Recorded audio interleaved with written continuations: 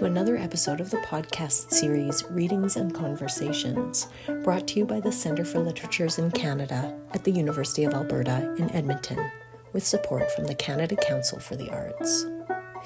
Known to many as a Misquachee-Wesgagan, Edmonton is located on Treaty 6 territory and Region 4 of the Métis Nation of Alberta. This podcast brings together three authors from diverse backgrounds and parts of the country to read and converse on the topic of fire. Leading this conversation is Alice Major, whose 12th poetry collection, Knife on Snow, addresses some of the biggest issues facing us today, including ecological crisis, conflict, and anger. The first section of her collection, A Fate for Fire, explores climate change, colonization, and the wildfire that hit Fort McMurray in 2016. This book continues a long interest in science that has informed Major's work from the beginning. Major's poetry has earned her several awards, including the Lieutenant Governor of Alberta Distinguished Artist Award and an honorary doctorate from the University of Alberta. Major is also a tireless and generous community builder who has served as chair of the Edmonton Arts Council, president of the Writers Guild of Alberta, founder of the Edmonton Poetry Festival, and the first Poet Laureate of Edmonton. Major is joined by Dr. Michelle Porter, a writer and scholar from Alberta currently living in Newfoundland and Labrador. Porter is the descendant of a long line of Métis storytellers. Many of her ancestors, in particular the Goulet family, told stories using music. Today, Porter tells stories using the written word. The author of Approaching Fire and the memoir Scratching River, Porter also recently published her first novel, A Grandmother Begins the Story, which was a finalist for the Atwood Gibson Writers' Trust Award for Fiction in 2023. Her first book of poetry, Inquiries, was shortlisted for the Pat Lowther Memorial Award for Best Book of Poetry and a finalist for the E.J. Pratt Poetry Award in 2021. Joining Major and Porter is Hari Alluri, a migrant poet of Philippine and South Asian descent, living, writing, and working on unceded Coast Salish territories of the Musqueam, Squamish, and Tsleil-Waututh peoples, and the Kwantlen, Katsi, and Kwikwetlam lands of the Hunkaminam-speaking peoples. Author of The Flayed City, the chapbook Our Echo of Sudden Mercy, and forthcoming from Brick Books in 2025, Like a Feather Holds the Sky. He is a co-founding editor at Lochtorn Press, a workshop facilitator, and a bookseller at Massey Books. Alluri's award-winning work can be found in journals, anthologies, and online. In this podcast, Major, Porter, and Alluri come together to offer moving readings and inspiring conversation about the imaginative paths that help us all to navigate fire, an increasingly powerful element in our shared world.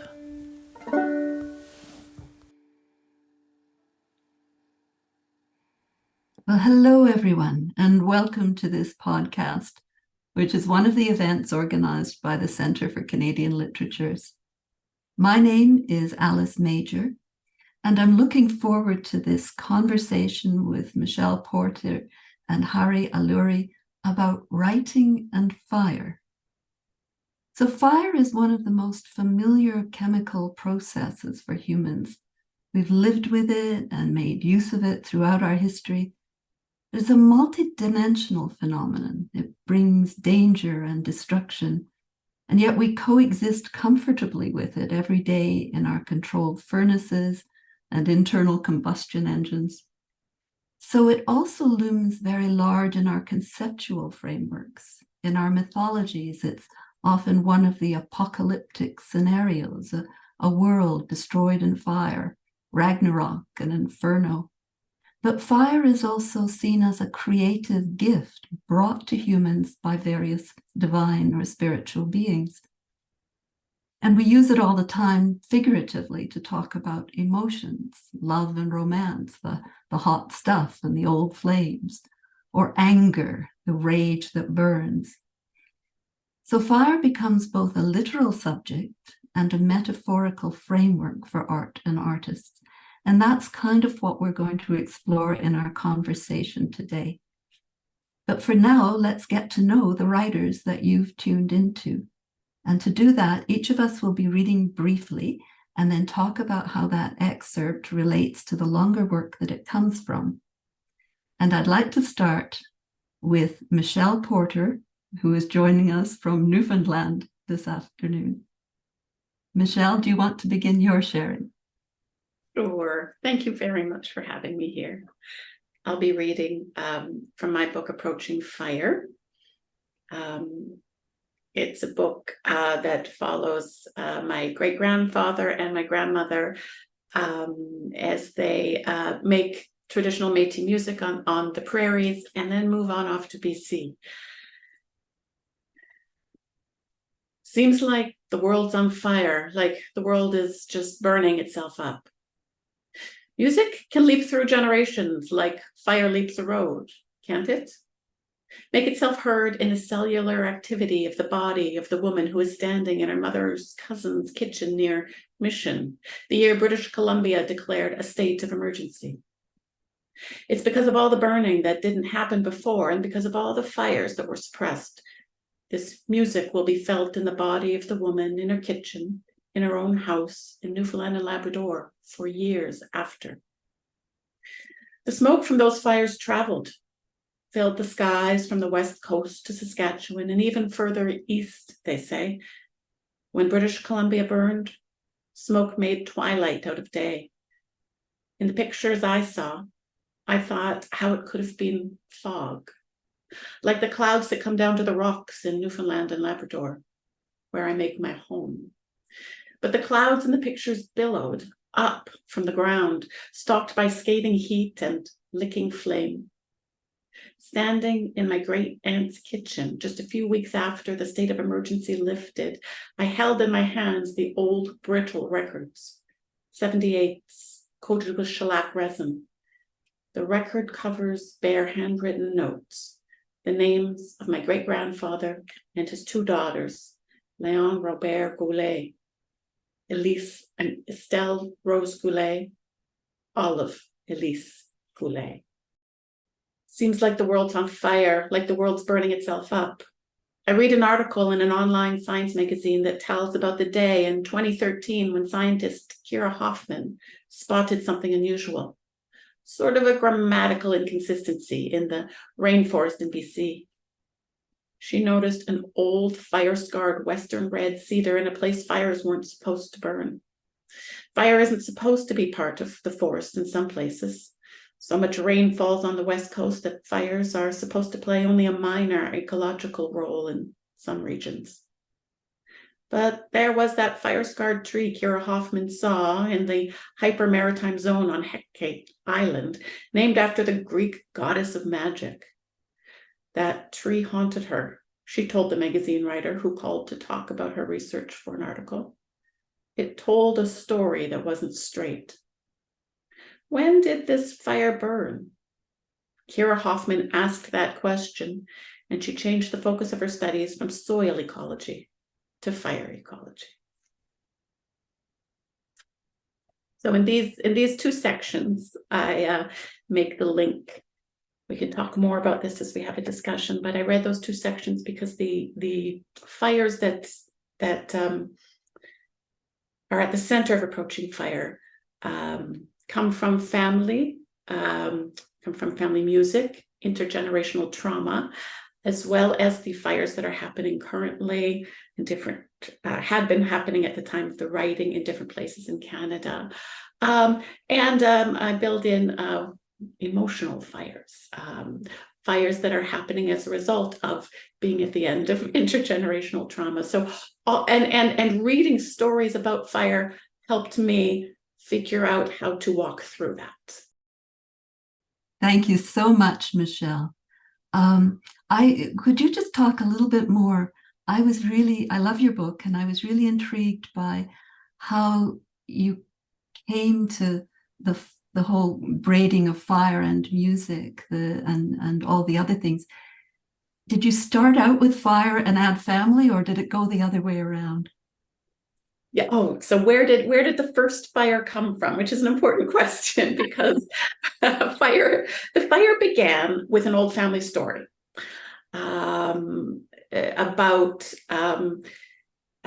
division in the family and about racism, really. My grandfather and grandmother. My grandmother was born at a time when my grandfather was traveling around the prairies with a band called the Red River Echoes, and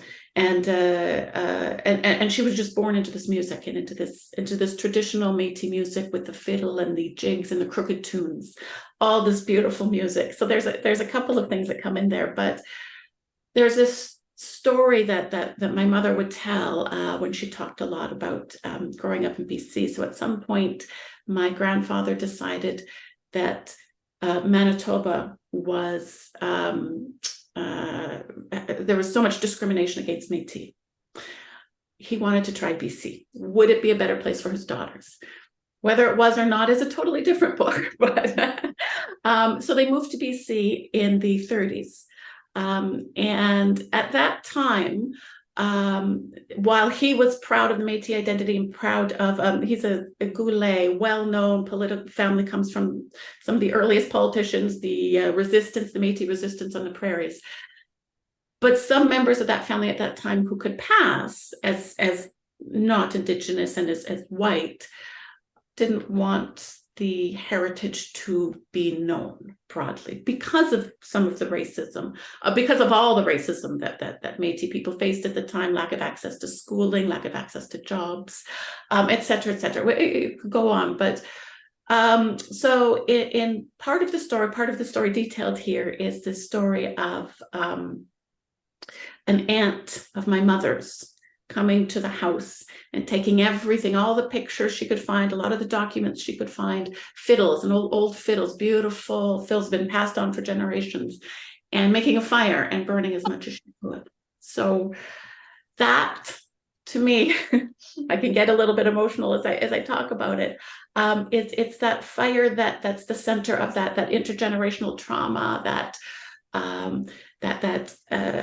inability to accept who you are, and that trying to hide, that hiding that some Métis people wanted to do, and some Métis people had to do, were forced into, and that in my family there were family members who had wanted to hide, even while even while my grandfather and great grandfather and grandmother and my mother, we passed down this whole pride in who we were. And that fire for me began it all. That fire in my mind. And as I began to come to a story about my great grandfather and grandmother and the people that I come from, I had to bring that fire to it. And I combine that with an old story about the music, Métis belief, an old Métis belief about the if you play at a certain tune, if you play the fiddle at a certain tune at a certain speed, the devil will come and take you up. So now, because of course many Métis either had that strong Catholic strain. Now, by the time I was growing up, and my grandmother turned away from all that, but there's that belief in the music. So that's the first fire that got me thinking about fire metaphorically, the fire that would come and create all sorts of dysfunction and pain in the family. And how do you, my question really became, how do you work with fire? Because the fire's there.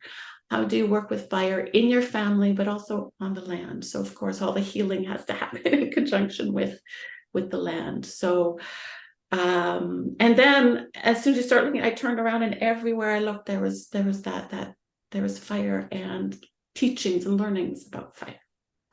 It is a riveting image that you start the book off, and that comes again close to the end. The idea that you can you want to burn, that somebody wanted to burn the past. And of course, how do you keep the past alive? How do you keep the fuse going? Thank you so much, Michelle. That was wonderful. Now I'm going to turn to Hari and ask you to read from your work. That are you reading from The Flayed City? Thank you so much, Alice. I'll be reading from a couple of different sources. Wonderful. Michelle, wow, thank you so much for sharing that. And I find it similar to Alice, so powerful that you take this fire of burning, of attempting to erase as like the heart of rekindling. And it makes me emotional as well. Just a couple of lines from you, Michelle. All the burning that didn't happen before, smoke made twilight out of day, just the way your images, memory, detail, and music work together, not just the speaking about music, but the music itself. So thank you. I'm gonna begin like 2 or 3 times right now because of some literal fire in the world. I want to begin with a very small moment from Mahmoud Darwish, translated by Fadi Judah, from the book If I Were Another. For the folks who are in conversation with me, you can see the cover. You can see that I borrowed it from the library. I apologize to all the folks in Vancouver. Pretty much every Palestinian poet's work is at my house right now, if you were looking for it at the library. So this is an excerpt from a long poem called The Tragedy of Narcissus, The Comedy of Silver. And I found this moment by doing the numerology of today, which added up to 20. I'm going to open with something from Darwish, and then I'm going to read about the numerology of today and how it connected to our conversation, and then I'm going to read something. Our country is that we become its country, its vegetation, its birds, its inanimate things, and our country is our birth, our grandfathers, our grandchildren, our livers walking upon intaba or grouse feathers. And our country is that make a fence of violets for its fires and ashes. And then from the Kapwa Tarot by Jana Lynn Umipig, Filipinx creator and a facilitator, her note about the element of fire, or apo. The Rattan reminds us of the power of purpose and passion of the spirit. Each of these cards has us reflect on what inspires us, what moves us in the world, on the parts of ourselves that will creation. The fire of the Rattan is asking us to listen to the desires inside of us and let them light the way. This suit influences action and movement and has us root in the meaning and purpose of our lives. Just thought there was a nice connection between all that and the introduction and this as well. From The Flayed City, with apologies because I'm going to be swearing in this one. Every visit, Auntie would tell how she re-bambooed the chairs since we'd been back. And in those moments, I was afraid. She was a mountain wearing rocks, how ritual wears fire pit. She was a midnight rooster shouting down dogs. The dogs were what scared me, the regiment and their barking. It clung. I love dirt too. People who question the nation because of what train tracks betray. I have smile nodded at a flag, recognizing the gentle sway, the violence I fear most. My auntie once clapped the table, I won't kiss any dog fuck flag, then went straight back to cheating me at cards. Up my spine, the calling of chapped electric wire. Its flame brushes an alley's crouch where it meets the road. the song of that crouch, its only note caroms unheard around my dome, troubles my forehead. The ceiling fan's limping arm changes the shapes of my old ghosts. And then from an unpublished manuscript called Like a Feather Holds the Sky, which actually will be coming out from Brick Books in 2025. Spiral. What seeps in me from weeks of rain, making me forget the life give part in water. The world this morning reminds me too much of my insides that night I almost abandoned the balcony. 3 pages deep of furious language, scratching worry into my journal before I can say, please let me stop. Notice on the outside table this jagged bouquet. Tobacco seeds dried, still attached to the cut few inches of their last year stalks. Wrinkled fire in a mini vase. It doesn't look much like promise, but it is. And Ashley, I wouldn't mind if you all wanted to give me, Ashley, I was like, do you want to hear a poem about lightning? Or from our Echo of Sudden Mercy? I am right there for lightning. Okay, this is Dragon Shoots Its Whispers. Epigraph, quotation. Lightning is a pure expression of fire bending without aggression. It is not fueled by rage or emotion the way other firebending is. Some call lightning the cold-blooded fire. In the voice of Uncle Iroh, spoken to Zuko, from Season 2, Episode 9, Bitter Work of Avatar: The Last Airbender. One of my major influences for me. Rustling leaves, the energy you gather sways to call me in when you say bend.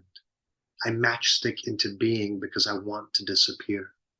My entire existence a flinching to escape forces that shape me. My need cathedrals up the air. Muscle it, halt the charge in you. The finger you point me with, sweeten it with blame you no longer encumber. Embrace me, exaltation. Healing means I exit. Shadow clap when you say bend. Remittance I've been breathing since before I knew a name for anything but love. I'm Wraith. Embrace me, the distance I cannot abide. Call mercy, filament of exile. Fear the repair I bring. Thank you.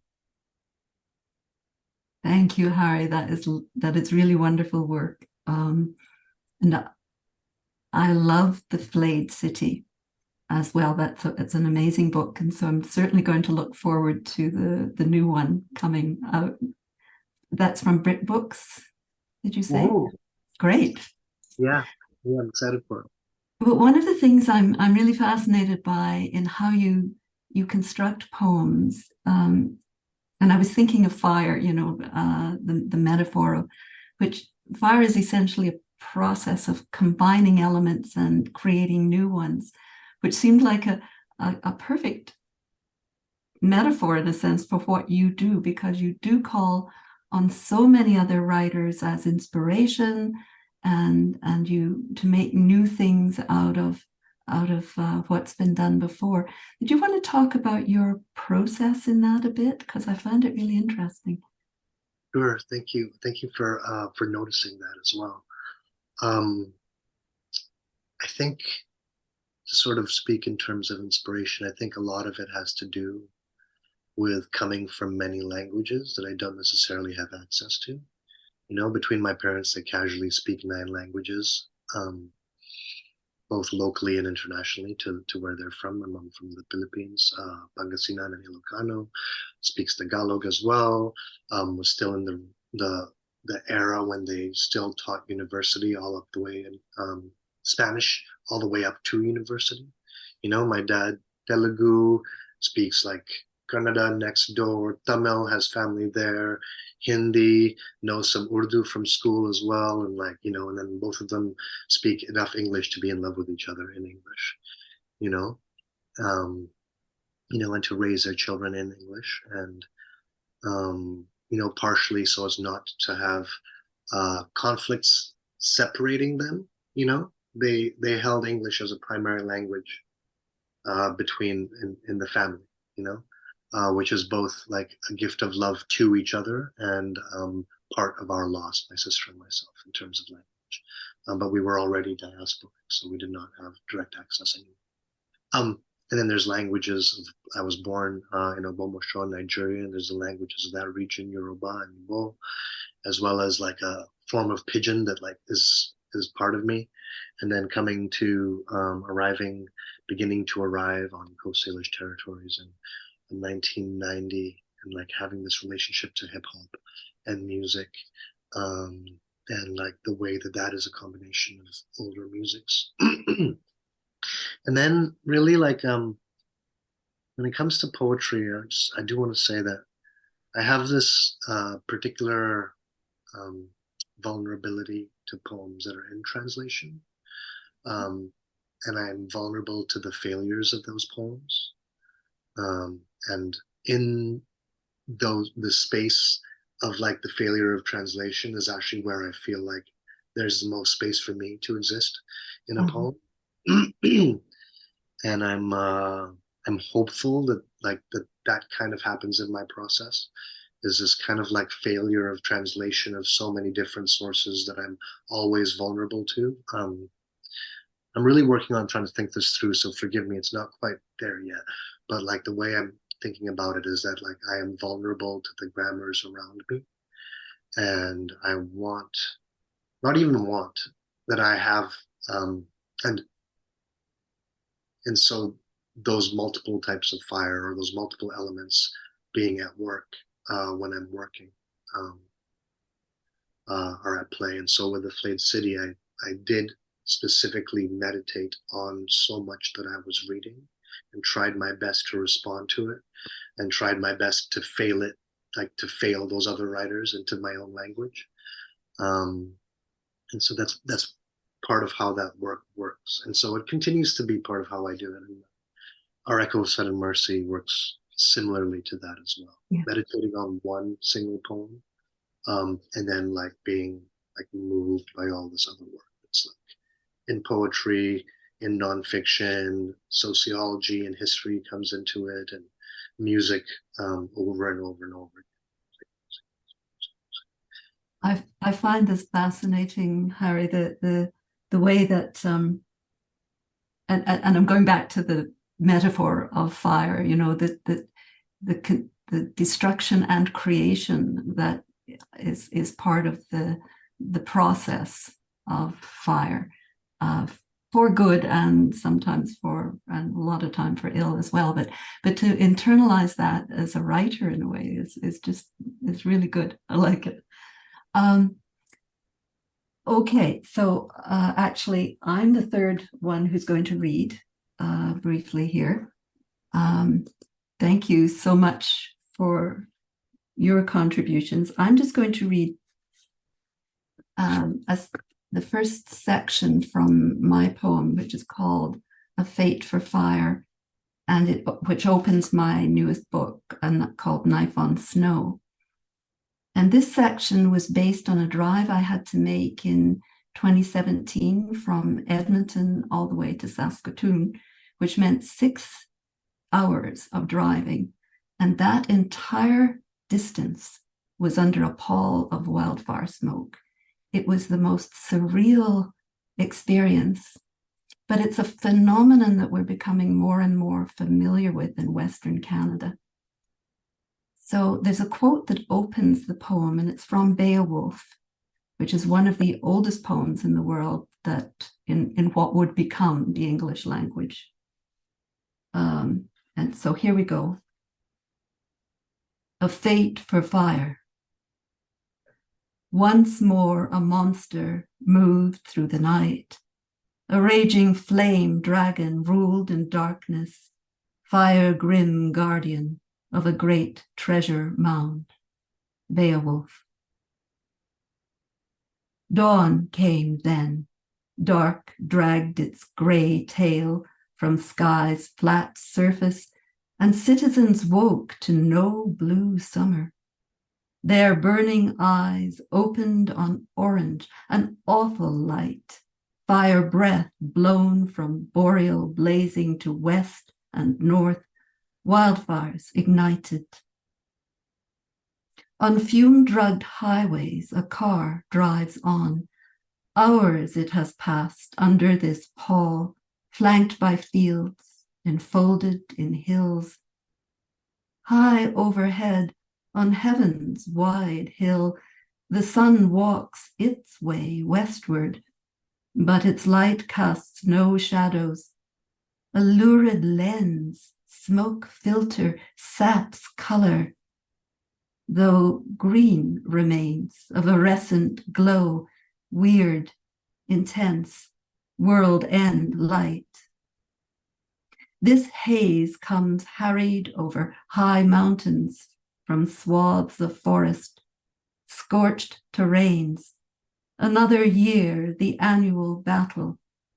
Like the dragon disturbed in its treasure den that finds itself robbed and ravages forth again and again, unending rage. Now forests flare season after season in summer heats as continents consume themselves. The driver drives on through day-long dusk. Remote from here, across the Rockies, crews hack clearings in cruel heat. Trees are torches, terrible angels, crests of flame. This is crown fire, fastest, most fierce. Flames leap dangerous distances, devour timber. Balefire, beast-fanged, consumes creatures. Their corpses lie, chase victims, charred in smoke. Moose, mule deer, pine marten, bison. No creature outruns such enormity. And I just wanted to mention the sound of that poem. I did base it on the alliterative verse that was used for Beowulf. And the thinking behind this is because the boreal forest that has been burning so violently in northern Canada, especially the west, is a circumpolar biome. It's not just Canada, it's all the way through Scandinavia, Russia, Siberia. And it's enormously important from the point of view of the global environment, because it among other things, it stores more carbon than the world's temperate and tropical forests combined. So we've always thought it's up there. It doesn't matter that much if a few more hectares burn, but it is becoming a very significant problem in climate crisis and global warming. So that was my contribution to our readings, just so that now that you've heard all our voices, let's talk a little bit more. So fire is a daily part of all cultures, but Harry and Michelle, can you talk about what it means in your own? Because obviously that's very much part of what your writing is kind of to bring in your cultures, the Métis and the extremely tangled one that you have, Harry. So, okay, who's going to go first? Leap in. Michelle? I'll step up and just speak a little bit, starting with an ancestor from the late 1800s. We have the enormous privilege of some early folklorists having encountered him as an old man, Louis Goulet, and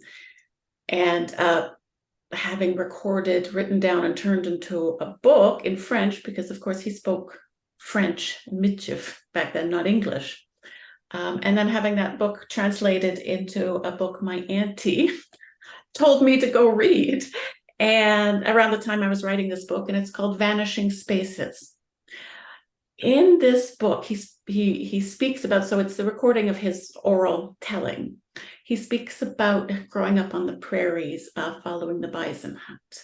So traditionally, we get a sense of what fire was to them and to him. And one thing first, of course, is that fire as something, as a being that you are in relationship with.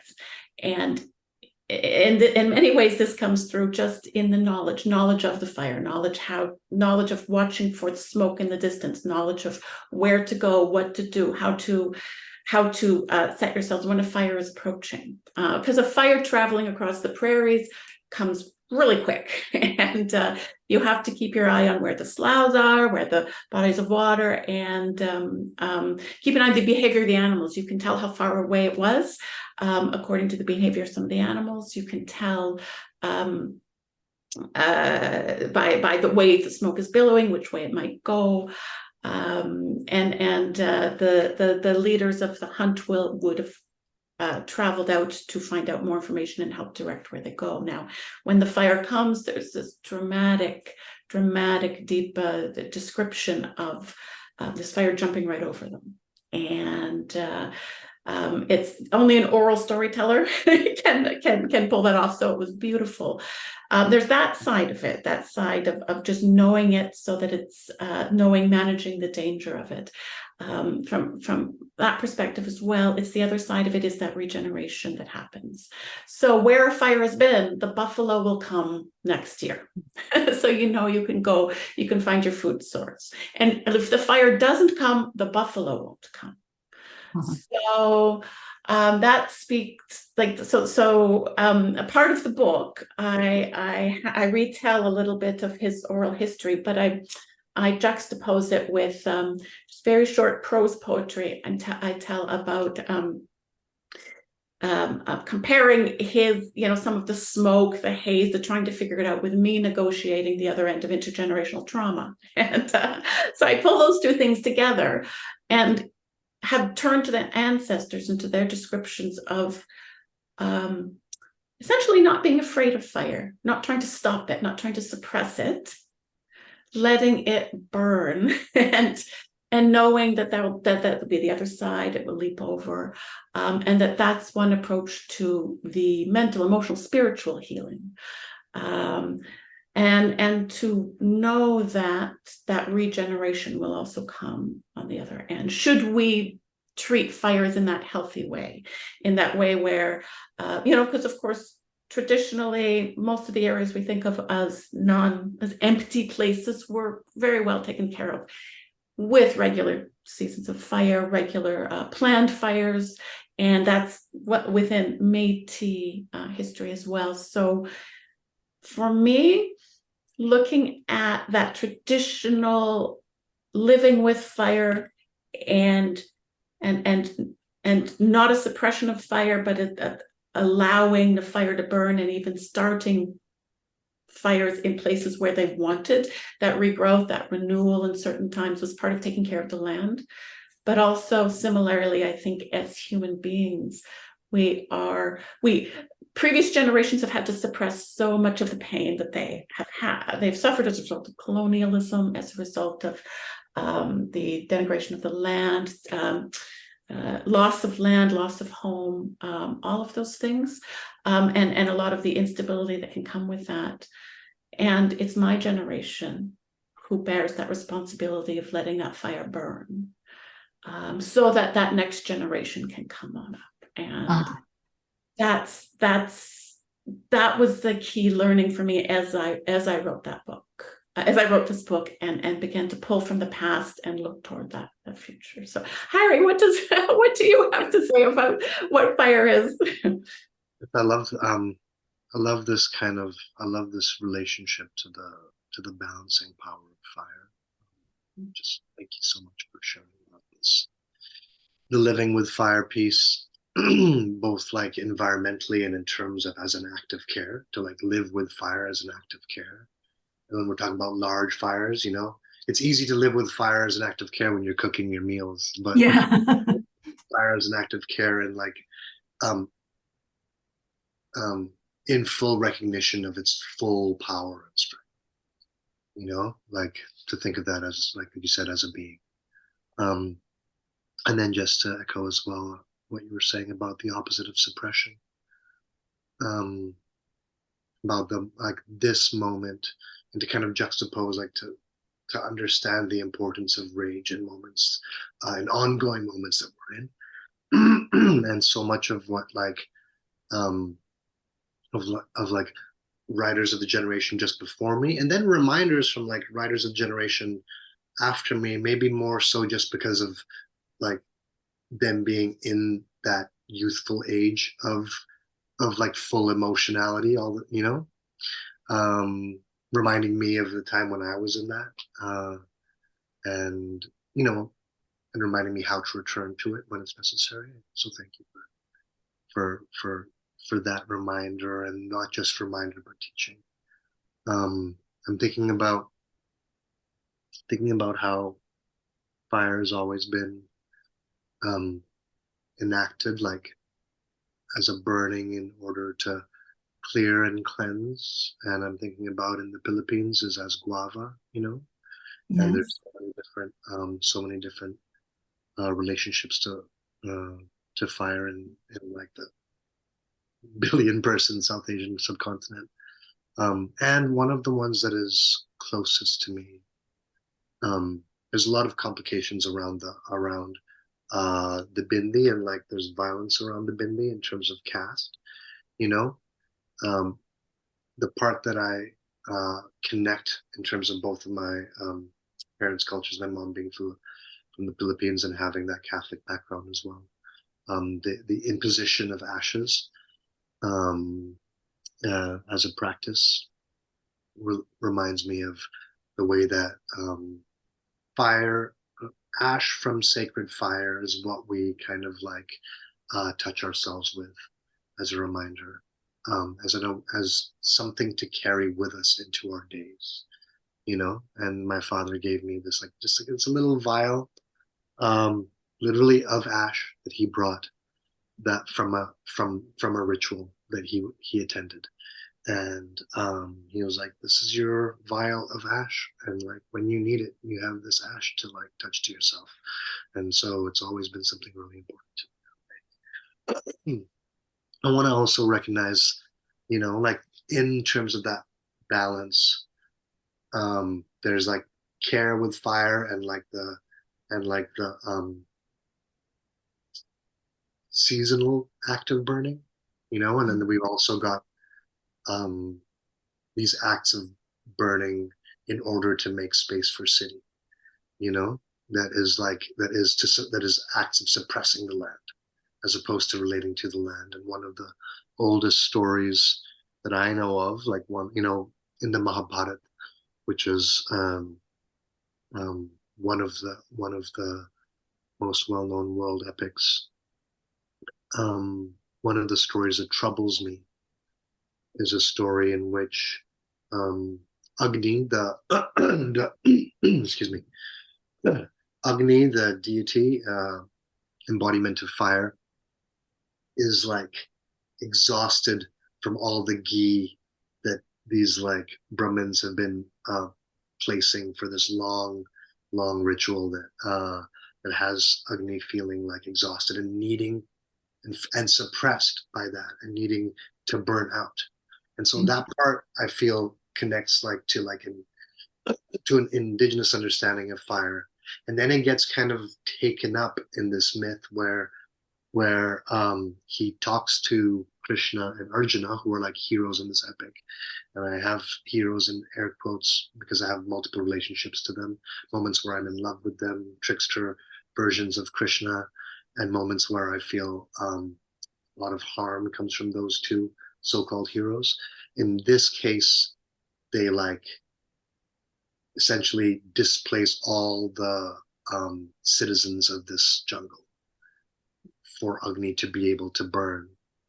Um, and then and by displace I mean they fight the so-called demons and the like snake people and the bear people and like the indigenous folks of the land. And then on that site a beautiful palace is built, you know?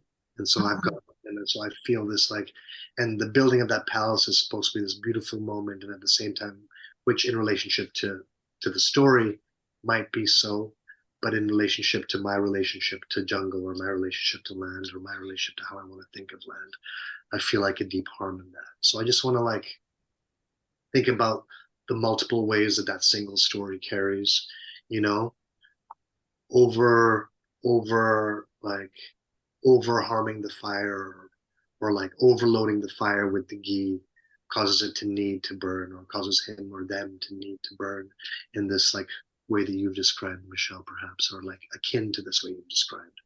And then at the same time you've got this other like instead of cleansing relationship, like a clearing of land to make way for city, which can be like immensely harmful, you know.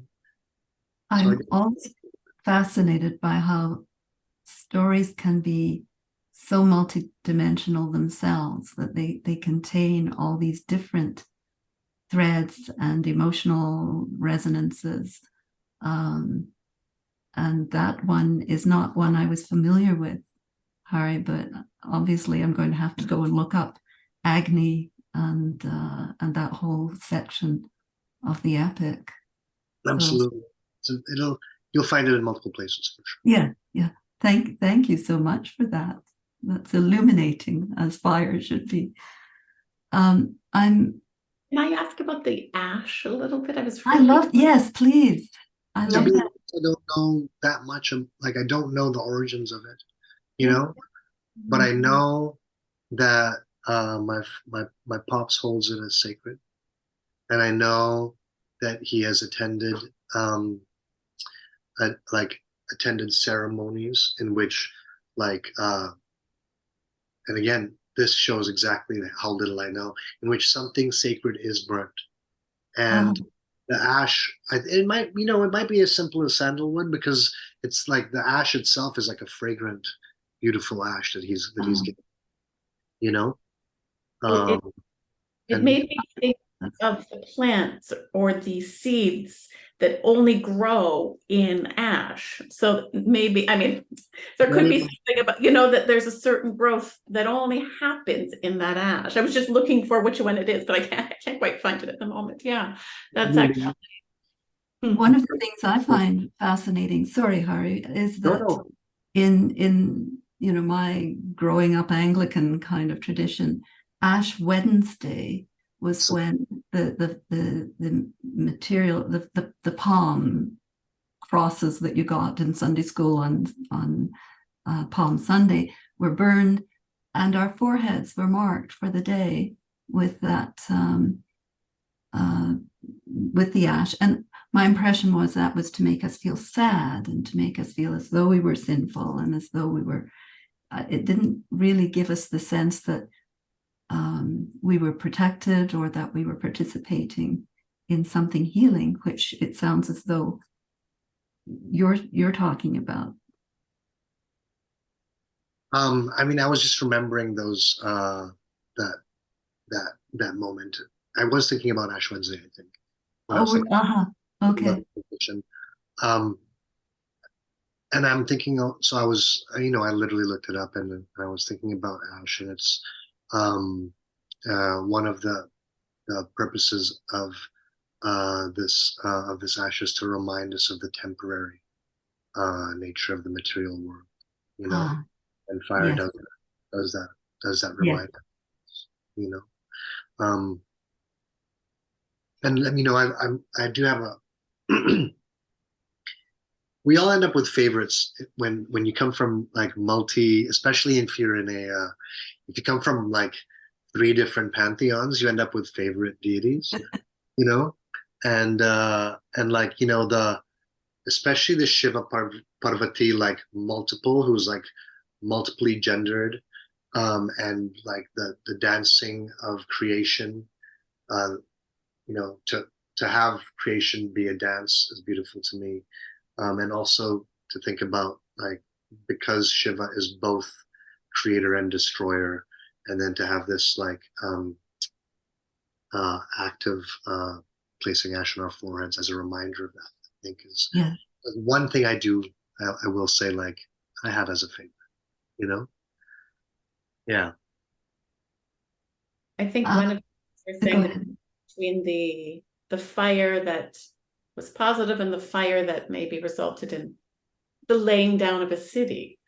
So the thing struck me as I was doing my own research and that I still keep in mind, and I have that the fire biological reality and the emotional metaphors, that idea that all that suppression, in the forest, it results in all that material building up.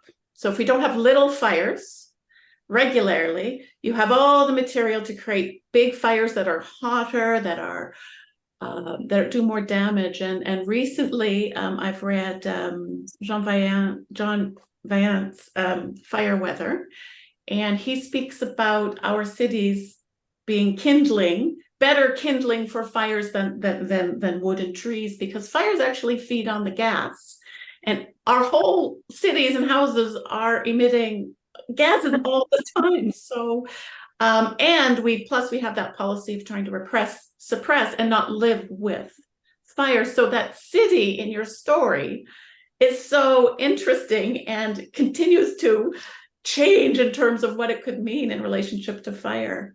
Built up because fire burnt it all down, like probably all of our cities, and also likely to be the cause of more different kinds of fire. I mean, yeah, that's a gorgeous story.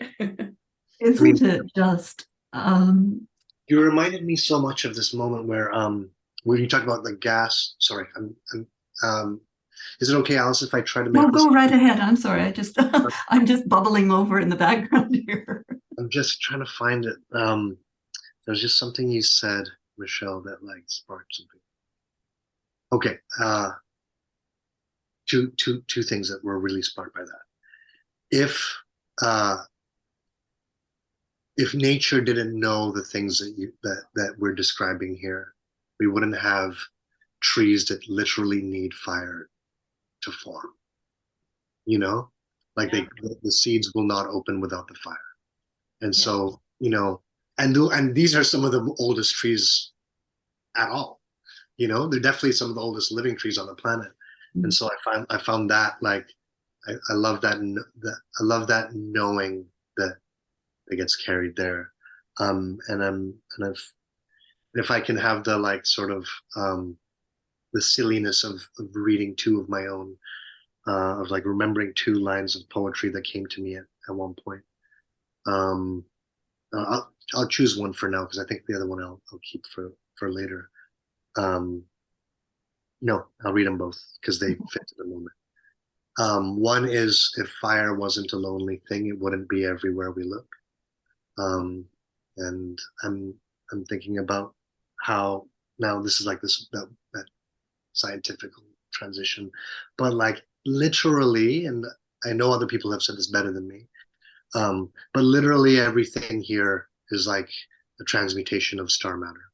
In other words, everything around you is fire, including water. There is nothing around us that is not fire. And then the second moment, because folks were thinking about stories, and that's a line that when I every so often you're writing, and I think you both, from what I've heard of both of your work, you'll know this moment well. It's like every so often you're writing and you write something down and you just get shook because you don't know where or who gave it to you. And so that relationship to fire, but this one is one of those, and it's that we have always been the consequence of stories. Yes. And I will just add to that plants basically invented fire. Fire is something that really appears in the geological record after plants have evolved, especially land plants on the planet. So, it's not just a relationship that we have, it's a deep relationship that the whole vegetable world has It's with this cycle. interesting. And sorry, Michelle.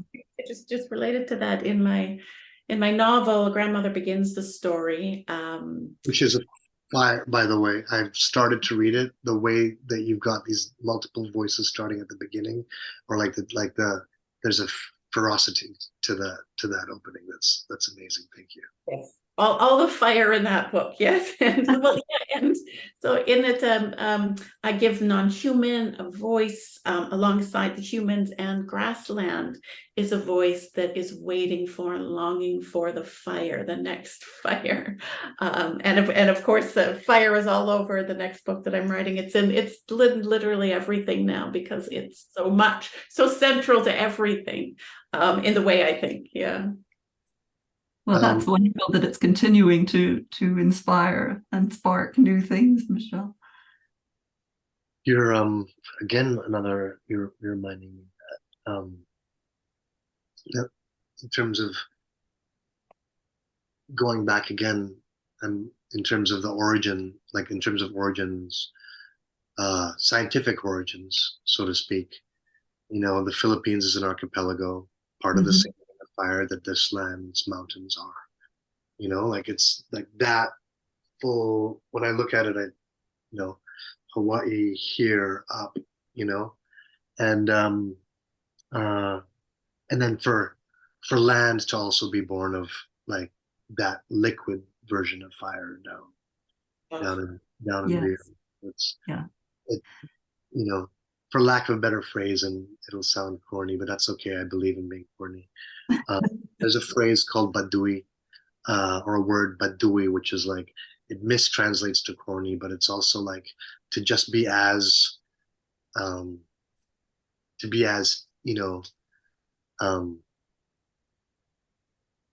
truly sentimental as you need to be in a moment.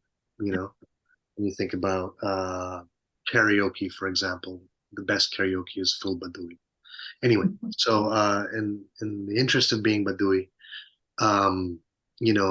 the full circle, to say full circle in terms of the creation of land back to fire, and to think of like the circle of fire that moves the lands where I'm on here all the way around to lands I'm from. Oh yeah. Be Yeah, beautiful. Not corny at all, but not corny. No. If we can't feel, how on earth could we be writers? Okay, look, I want to ask, I'm watching the time a little bit. I want to ask something else, and it's a little bit about, to me, art over history has tried to do hard things, not necessarily the things that seem easy to people in any given period. And right now, it feels to me that the hard thing to do is hope. And how do we convey hope in our work without maybe going too far down the sentimental line? But do you feel this kind of tension or pressure in what you're doing at all, or is it just me?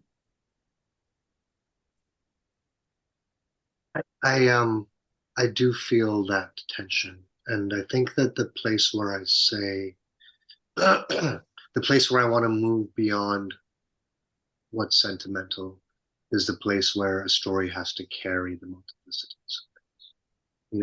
That doesn't mean that we render simple moments more unnecessarily complex than they are, because we have things that are clearly one way that we need to be clear about, as in right now, as in like if a moment of genocide comes forward, we need to name it, be able to see what is happening. And if I'm telling story that is going to carry hope, it needs to carry the complexities of, to use both language from both of you, right? From previous unburnings and from previous burnings. you know, Yes. and also to know, like when you described Michelle, like when you talked about how like city offers all these other ways for fire to burn. You know, if I'm going to talk about the fire of a city, I need to know that. I need to not necessarily know that before I start, but like to say, if I'm going to talk about the fire of hope, I need to understand that there's a fire in the city that also carries wood and gas and like all these other things that we're emanating. So that is the place where I think it might be difficult to write. Um, because how do I write it and carry all that hurts?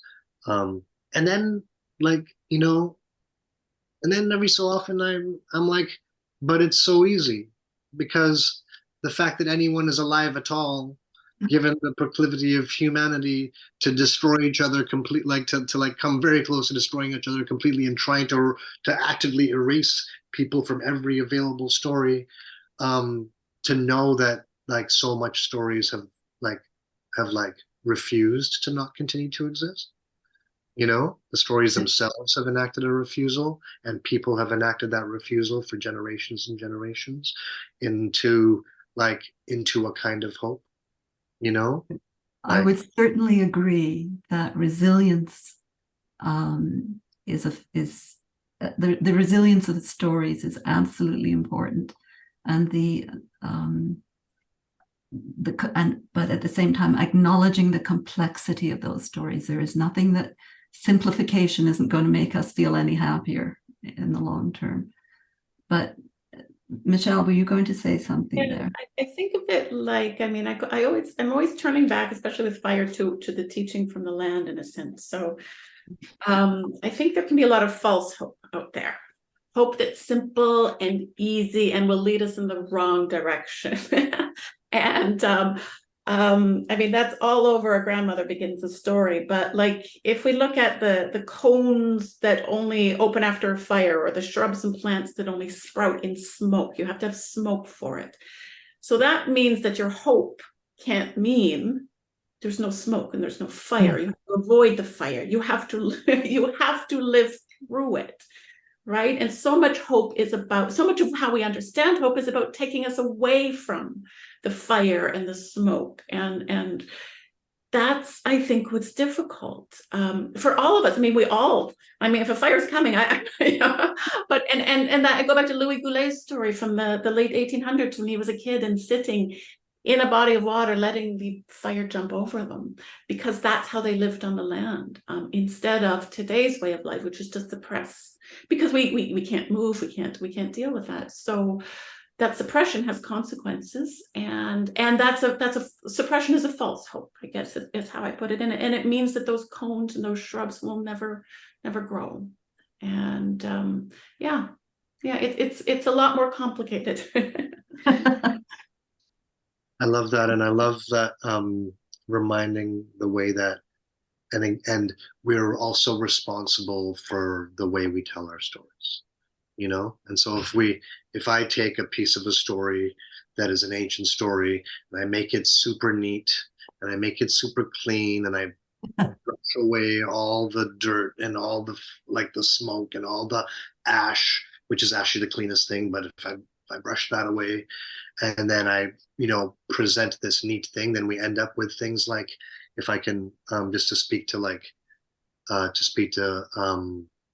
the South Asian subcontinent, to India right now, then you have things like Hindutva, making simple stories making simple stories and turning them into another form of genocide on the lands that I'm from, because they take that story and they go, and then they say, this is the only story.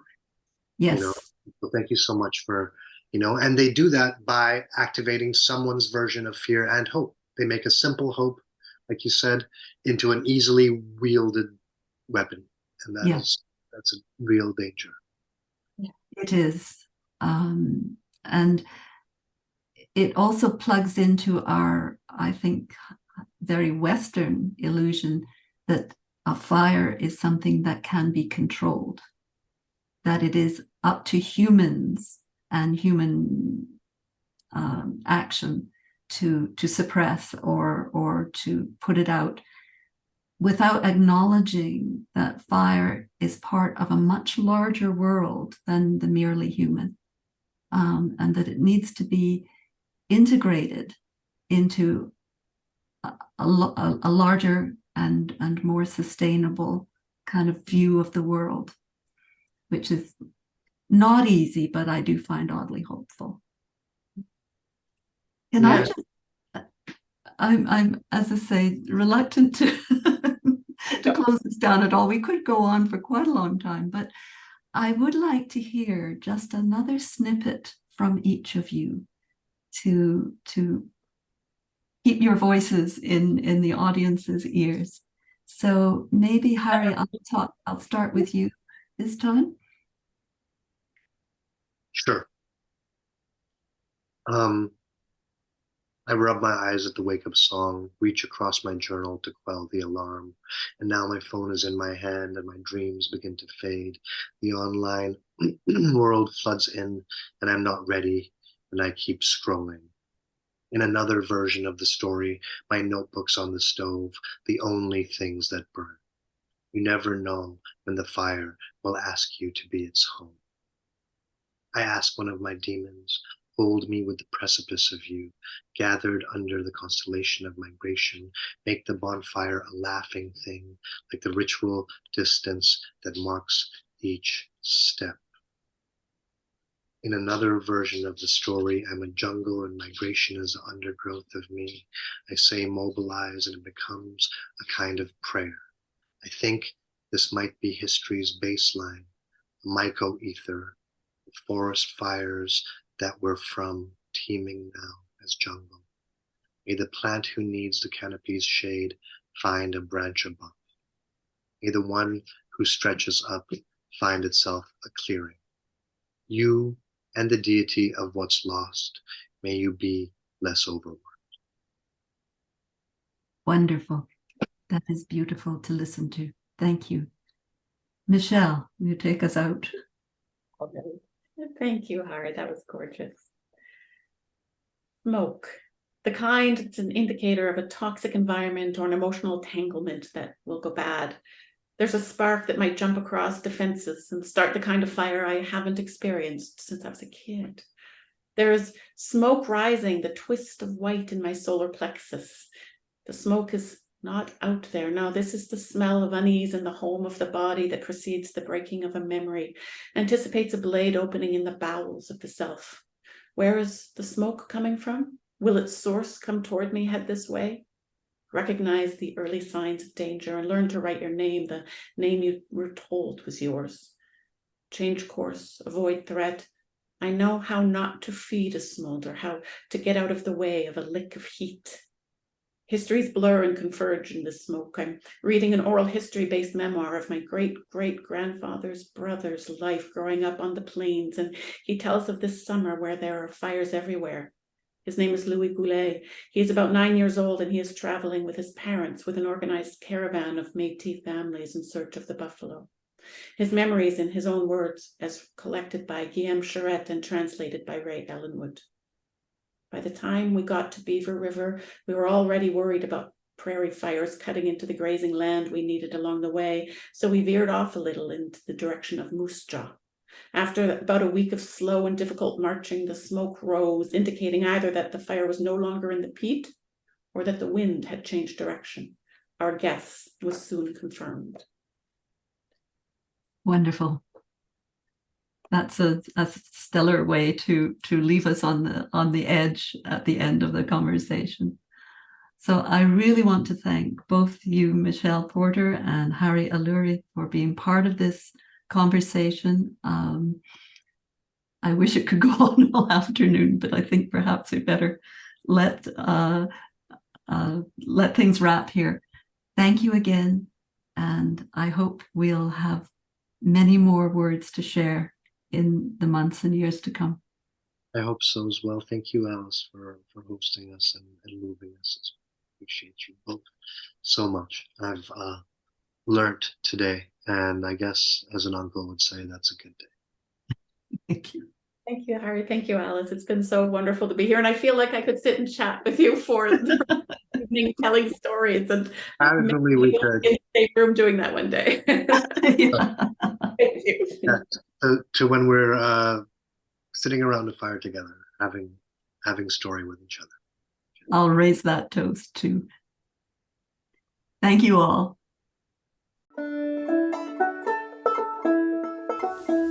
You've been listening to a podcast produced by the Centre for Literatures in Canada, with editing assistance from Claire Peters and music by Bruce Ziff.